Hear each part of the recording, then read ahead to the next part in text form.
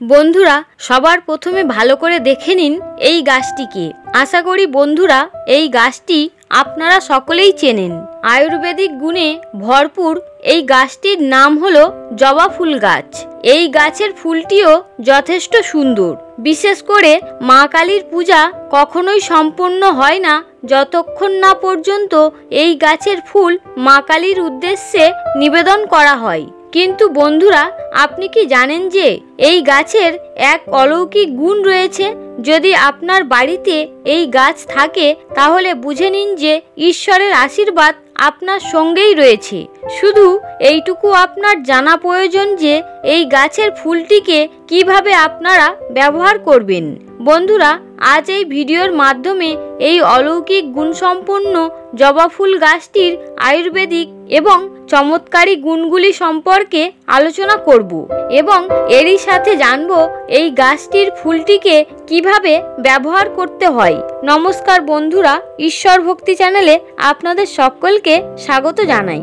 আপনারা যারা এই চ্যানেলে নতুন তারা অবশ্যই চ্যানেলটি সাবস্ক্রাইব করুন এবং বেল বটনে প্রেস করুন এই রকম আরো অনেক নতুন ভিডিওর নোটিফিকেশন পেতে।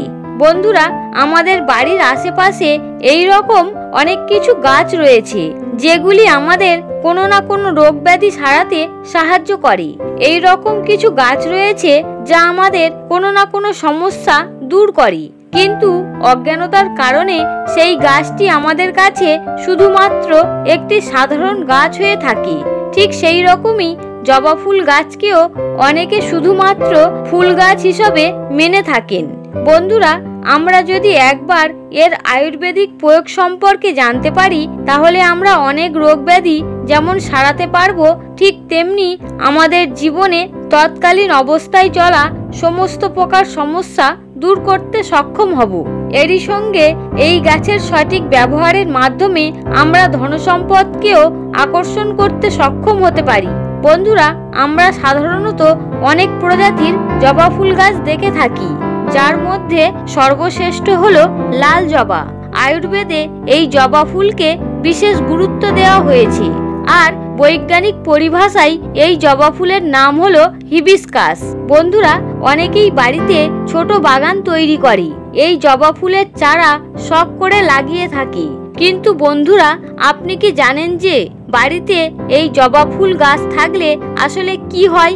ধার্মিক দৃষ্টিকোণ থেকে এই বিষয়ে স্পষ্টভাবে উল্লেখ করা হয়েছে যে এই গাছ যেখানে লাগানো হয় সেখানে সবসময় পজিটিভ শক্তি বজায় থাকে। যে নেগেটিভ এনার্জি বাড়ির মধ্যে থাকে তা শেষ করে দেয় এই গাছটি। বাড়িতে এই গাছ লাগানো অত্যন্ত শুভ বলে গণ্য করা হয়। যে সকল মানুষের জন্মকুণ্ডলিতে সূর্যের প্রভাব ঠিকঠাক নেই তাদের নিজের গৃহে এই গাছটি অবশ্যই লাগানো উচিত। কোনো ব্যক্তির কুণ্ডলিতে সূর্যদেব দুর্বল থাকার কারণে সেই ব্যক্তির সাহস শেষ হয়ে যায়, সেই ব্যক্তির কোনো প্রকার কার্যতে সফলতা আসে না, যে কারণে সেই ব্যক্তির সবসময় মানহানি ও ধনহানি হওয়ার ভয় লেগেই থাকে। বন্ধুরা, এই ধরনের কিছু লক্ষণ যদি আপনার মধ্যে থাকে বা বাড়ির কারোর মধ্যে থেকে থাকে তাহলে সেই ব্যক্তির জন্মকুণ্ডলিতে সূর্যদোষ রয়েছে। যদি এমনটা থাকে তাহলে এই গাছটি আপনার বাড়িতে লাগানো সব থেকে শুভ হিসেবে গণ্য হবে। বন্ধুরা, এটাও মানা হয় যদি আপনার কুণ্ডলিতে মঙ্গল দোষও থেকে থাকে তাহলে সে মতো অবস্থায় আপনি যদি এই জবা ফুল গাছটি নিজের বাড়িতে লাগান তাহলে মঙ্গল দোষ অনেকাংশে কেটে যায়। ভারতীয় আয়ুর্বেদে এই গাছটিকে সঞ্জীবনী গাছ বলেও উল্লেখ করা হয়েছে। আয়ুর্বেদিক গুণাগুণ হিসাবে এই গাছটি সর্বপ্রধান যে গুণটির উল্লেখ করা হয় তা হলো এই গাছটির পাতা আমাদের তৎক্ষণিক পেটে ব্যথা উপশম করার ক্ষেত্রে মোক্ষম ভূমিকা নেয়। এই গাছের শুকনো পাতাকে জলের সাথে কিছুক্ষণ ফুটিয়ে নিয়ে চায়ের মতো খেলে ব্যক্তির পেটে হঠাৎ করে হওয়া ব্যথা কমে যায়। বন্ধুরা, আমরা অনেক ক্ষেত্রে শুনি যে মানুষের শরীর খারাপ হয় পেটে পাথর জমার জন্য। যে সমস্ত মানুষজনেরা পেটে পাথর হওয়ার কারণে বহুদিন ধরে রোগে ভুগছেন তারা এই জবা ফুল গাছের পাতা দিয়ে তৈরি হওয়া পাউডার বাজার থেকে কিনে সেটিও আয়ুর্বেদিক ডাক্তারের পরামর্শ মেনে খেতে পারেন। এটি খুবই স্বল্প মূল্যে পাওয়া যায়।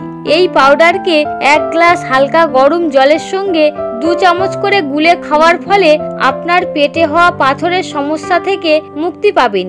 খালি পেটে এই জিনিসটি সকাল সন্ধ্যায় করলে 15 থেকে 20 দিনের মধ্যেই পেটের পাথর মূত্রনালীর মাধ্যমে বাইরে বেরিয়ে যায়। কোনো আয়ুর্বেদিক বিশেষজ্ঞের পরামর্শে এই বিষয়টি করা প্রয়োজন।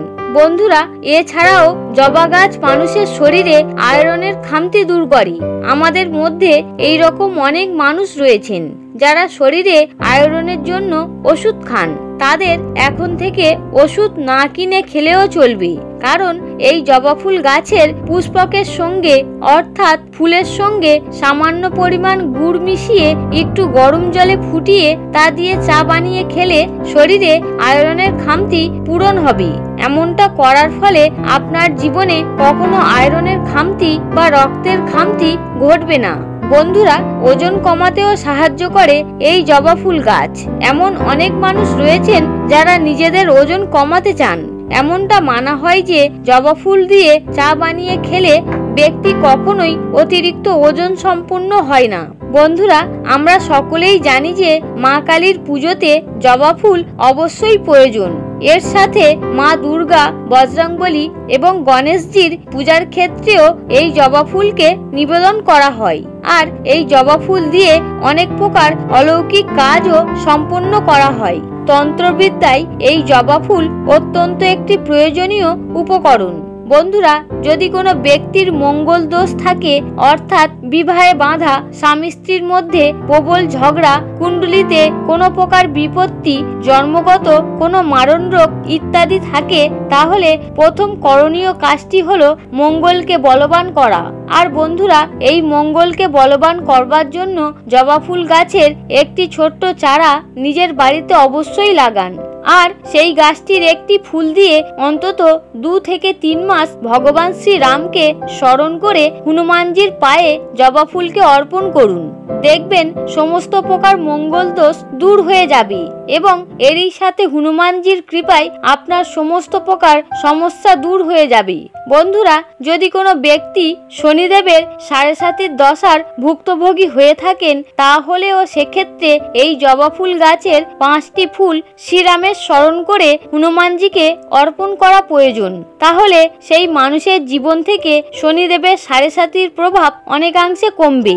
বন্ধুরা, যখন বিশেষ প্রকারে কোনো বরদান লাভ করতে চাইবেন, যেমন ধরুন ধন বৃদ্ধি, চাকরি লাভ বা কোনো বিশেষ মনোবাঞ্ছা পূরণ করতে চান, তখন বিশেষ করে শুক্লপক্ষের বৃহস্পতিবার বা সোমবার থেকে এই জবা ফুল গাছের 9টি ফুল নিয়ে একটি মালা তৈরি করে 9 দিন পর্যন্ত রাত্রি 9টার পর মাতা নবদুর্গাকে অর্পণ যদি করতে পারেন, তাহলে নিশ্চিত রূপে আপনার বিশেষ মনোবাঞ্ছাটি পূরণ হবেই হবে। তবে মনে রাখবেন, প্রত্যেকটি জবা ফুলের রং যেন লাল হয়। এই বিষয়টি যদি কোনো ব্যক্তি করতে পারেন, তাহলে আপনার মনস্কামনাটি পূরণ হওয়া থেকে কেউ আটকাতে পারবে না। বন্ধুরা, বলা হয় যে মাতা নবদুর্গাকে একটি লাল জবা ফুল অর্পণ করলে 100টি গোদানের সমতুল্য পুণ্য লাভ হয়। সবশেষে একটি বিষয় আপনাদের অবশ্যই বলবো, বাড়িতে পারলে এই গাছটি অবশ্যই লাগান এবং ফুল গাছটি লাগানোর পরের দিন থেকে অবশ্যই দেবী দুর্গা বা মা কালীর পূজা যদি নিত্য করতে পারেন এবং গাছের ফুল সহযোগে যদি করতে পারেন, তাহলে দেখবেন আপনার বাড়িতে কোনো প্রকার নেগেটিভ শক্তি কখনোই প্রবেশ করতে পারবে না।